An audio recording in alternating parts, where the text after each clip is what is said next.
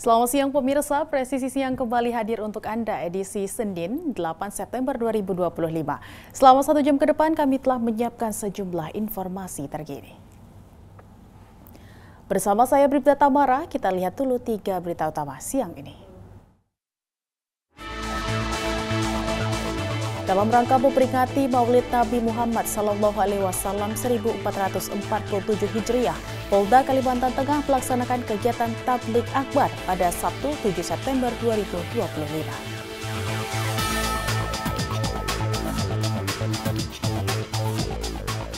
Kapolda Kepulauan Riau menghadiri audiensi bersama Aliansi Mahasiswa Kota Batam.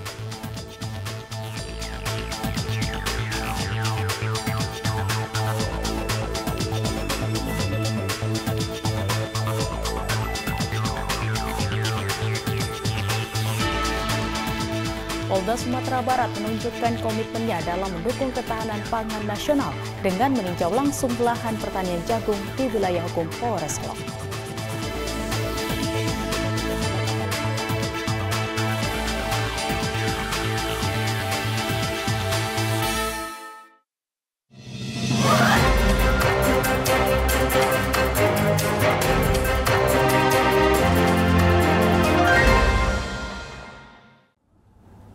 Di informasi pertama, pemirsa, Kapolda Kepulauan Riau Irjen Pol Asep Safrudin menghadiri audiensi bersama Aliansi Mahasiswa Kota Batam yang digelar bersama Forkopimda Provinsi Kepulauan Riau dan Kota Batam Senin 8 September 2025. Kegiatan ini dilaksanakan di Gedung Serbaguna DPRD Kota Batam. Berikut informasi selengkapnya. Acara ini turut dihadiri Wakil Gubernur dan Wakapolda Kepulauan Riau dan Lantamal 4 Batam, Wali Kota dan Wakil Wali Kota Batam, Ketua DPRD Kota Batam, Kapolresta Barelang, jajaran pejabat utama Polda Kepulauan Riau, perwakilan mahasiswa, serta awak media. Wali Kota Batam Amsakar Ahmad mengapresiasi langkah mahasiswa yang memilih menyampaikan aspirasi melalui forum dialog terbuka. Amsakar Ahmad menilai kehadiran lengkap Forkopimda mencerminkan dukungan penuh terhadap ide, gagasan, dan partisipasi mahasiswa dalam pembangunan daerah. Perwakilan mahasiswa menyampaikan sejumlah aspirasi antara lain pengaturan jam operasional truk, penolakan kenaikan tunjangan DPR, desakan reformasi Polri, serta imbauan agar pejabat publik tidak menampilkan gaya hidup mewah di media sosial. Menanggapi hal tersebut, Kapolda Kepulauan Riau Irjen Pol Asep Safrudin menegaskan komitmen Polri untuk selalu mengedepankan pendekatan persuasif dalam setiap dinamika yang melibatkan mahasiswa maupun masyarakat. Kapolda Kepulauan Riau juga menekankan bahwa tindakan tegas hanya akan diberikan kepada pihak yang melakukan pelanggaran hukum, merusak fasilitas umum, atau mengganggu keamanan dan ketertiban masyarakat. Irjen Pol Asep Safrudin mengimbau mahasiswa dan seluruh elemen masyarakat agar senantiasa menyampaikan aspirasi dengan cara santun, damai, serta sesuai aturan hukum. Kapolda juga menegaskan pentingnya menjaga kondusivitas Kepulauan Riau melalui dialog sehat dan kolaborasi bersama demi mendukung pembangunan daerah serta memperkuat persaudaraan dalam bingkai demokrasi. Audiensi ini berjalan dengan lancar, tertib, dan kondusif. Pertemuan ini menjadi ruang komunikasi sehat antara mahasiswa dengan pemerintah daerah, sekaligus memperkuat sinergi dalam menjaga keamanan dan mendukung pembangunan di Provinsi Kepri, khususnya Kota Batam. Dari Polda Kepulauan Riau melaporkan untuk Polri TV.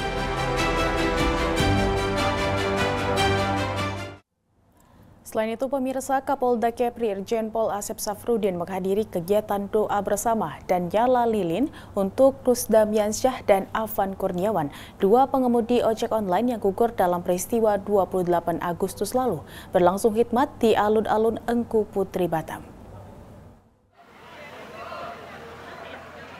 Rangkaian kegiatan diawali pembacaan puisi persatuan dan perdamaian oleh mahasiswa GMNI, dilanjutkan sambutan Wali Kota Batam yang menekankan pentingnya kekompakan warga dan pemerintah, dan menyebut aksi menyalakan 1000 lilin sebagai simbol kepedulian masyarakat terhadap musibah yang menimpa ojol.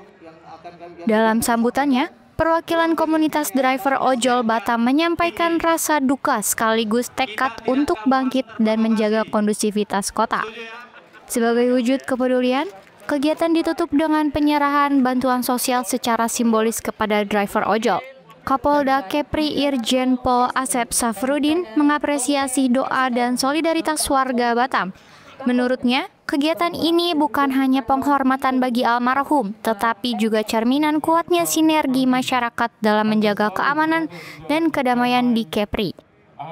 Menurut Kapolda, Polri bersama masyarakat akan terus hadir menjaga kondusivitas daerah karena keamanan adalah syarat utama bagi pembangunan dan kesejahteraan. Acara berakhir dengan doa bersama, tabur bunga, serta nyala lilin yang terus menyala hingga malam larut, menjadi simbol persatuan, kepedulian, dan harapan agar Batam senantiasa aman dan damai.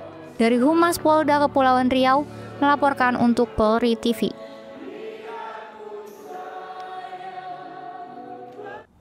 Informasi berikutnya, pemirsa, konser akbar Dewa 19 featuring All Star 2.0 sukses digelar di Stadion Utama Gelora Bung Karno, Senayan, Jakarta Pusat.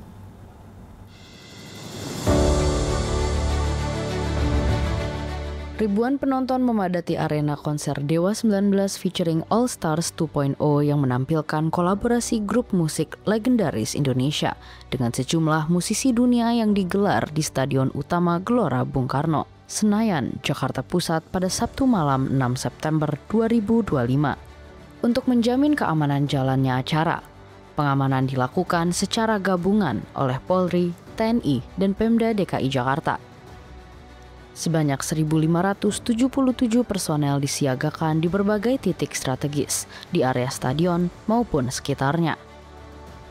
Seluruh rangkaian kegiatan berlangsung aman, lancar, dan kondusif berkat kekuatan penuh dari Polda Metro, Polres Metro Jakarta Pusat, hingga Polsek jajaran yang didukung unsur TNI dan Pemprov DKI. Selama bertugas, personel keamanan tidak dibekali senjata api.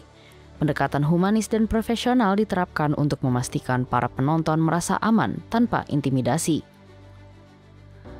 Antusiasme masyarakat yang sangat tinggi tetap berjalan tertib, menjadi bukti bahwa konser musik berskala internasional dapat terselenggara dengan baik di Jakarta. Pengamanan sendiri sudah dimulai sejak siang hari, ditandai dengan apel personel dan pemetaan area oleh tim pengamanan. Sejak pukul 13.30 waktu Indonesia Barat, petugas menggelar apel pengamanan dan koordinasi tactical wall game, sekaligus memploting personel di seluruh akses pintu masuk, termasuk pintu khusus artis dan penonton.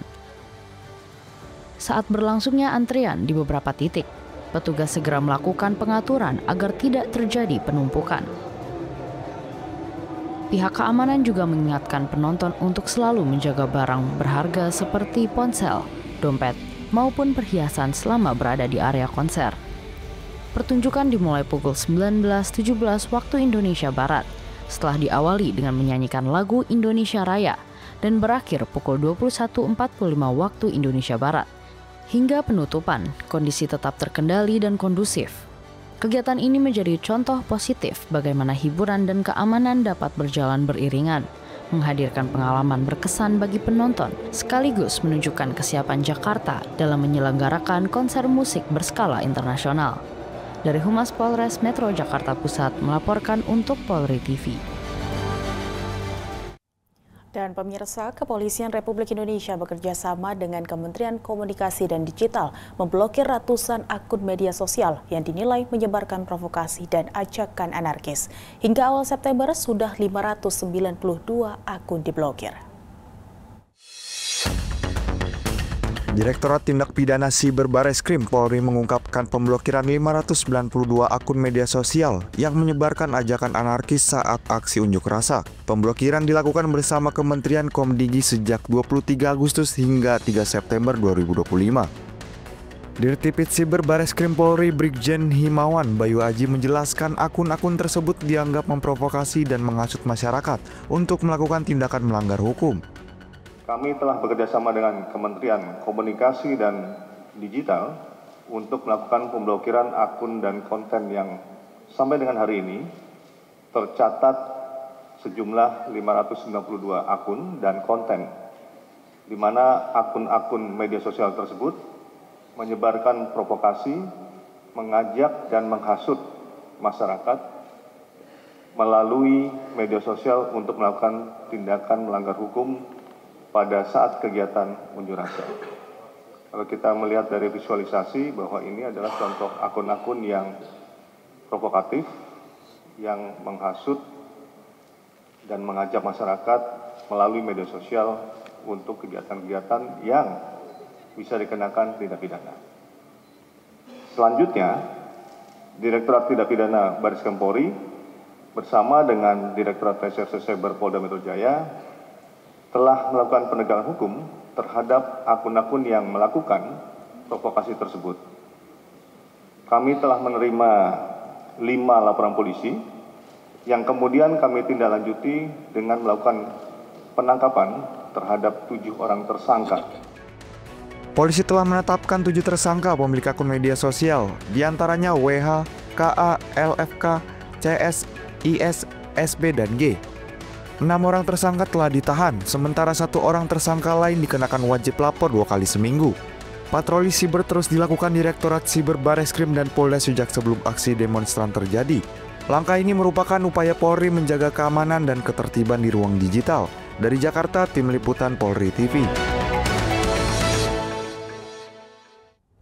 Polresta Bandara Soekarno-Hatta menghimbau seluruh elemen masyarakat untuk tidak mudah terprovokasi dengan informasi hoaks yang belum tentu kebenarannya. Hal tersebut disampaikan Kapolresta Kombes Pol Ronald Sipayung saat memimpin patroli skala besar gabungan TNI Polri dan menyisir wilayah Bandara Suta Selasa 2 September dini hari.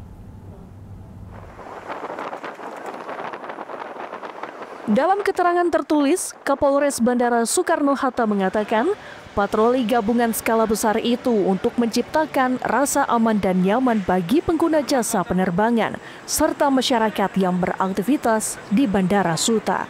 Tim kepolisian melakukan penyisiran di seluruh terminal keberangkatan maupun kedatangan Bandara Soekarno-Hatta.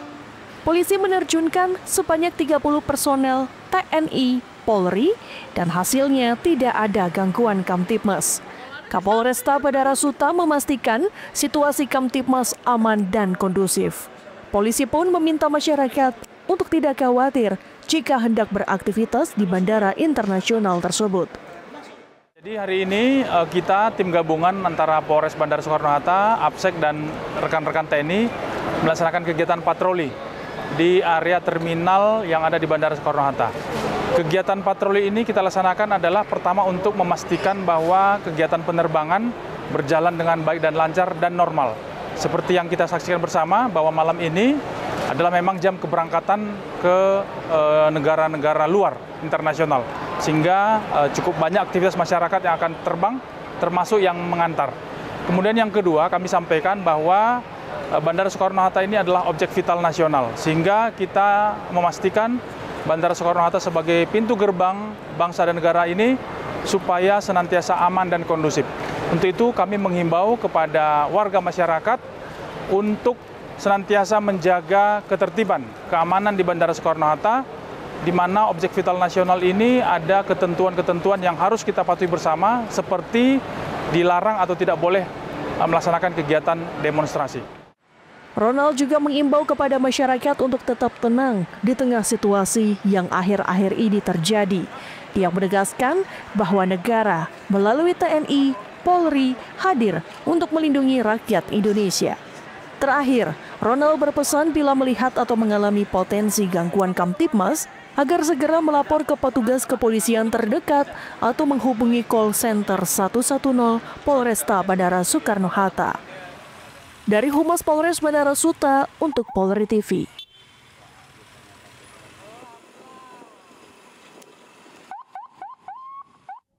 Di informasi lainnya, pemirsa, Polres Bogor mendirikan posko kesehatan untuk menangani korban luka akibat ambruknya bangunan Majelis Taklim As-Sohibiyah di Desa Sukamakmur, Ciomas, Kabupaten Bogor, Jawa Barat, Minggu.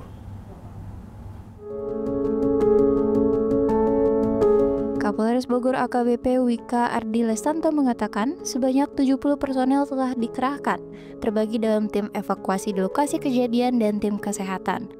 Menurut Kapolres, posko kesehatan ini juga didirikan untuk memantau kondisi korban yang tidak dirujuk ke rumah sakit maupun klinik terdekat.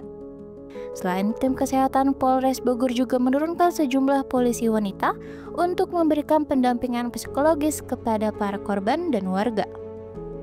Ia menegaskan fokus utama kepolisian saat ini adalah penanganan korban sekaligus pengamanan lokasi musibah. Kegiatan Maulid Nabi yang dihadiri sekitar 150 jamaah ibu-ibu menyebabkan lokasi ini menjadi penuh dan sesak. Sebagian berada di dalam, sebagian di luar, dan sebagian lainnya di teras bangunan.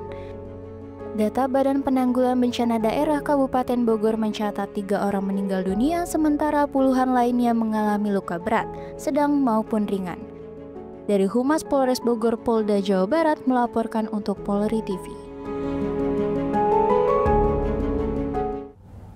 Presisi Siang akan segera kembali, tetaplah bersama kami.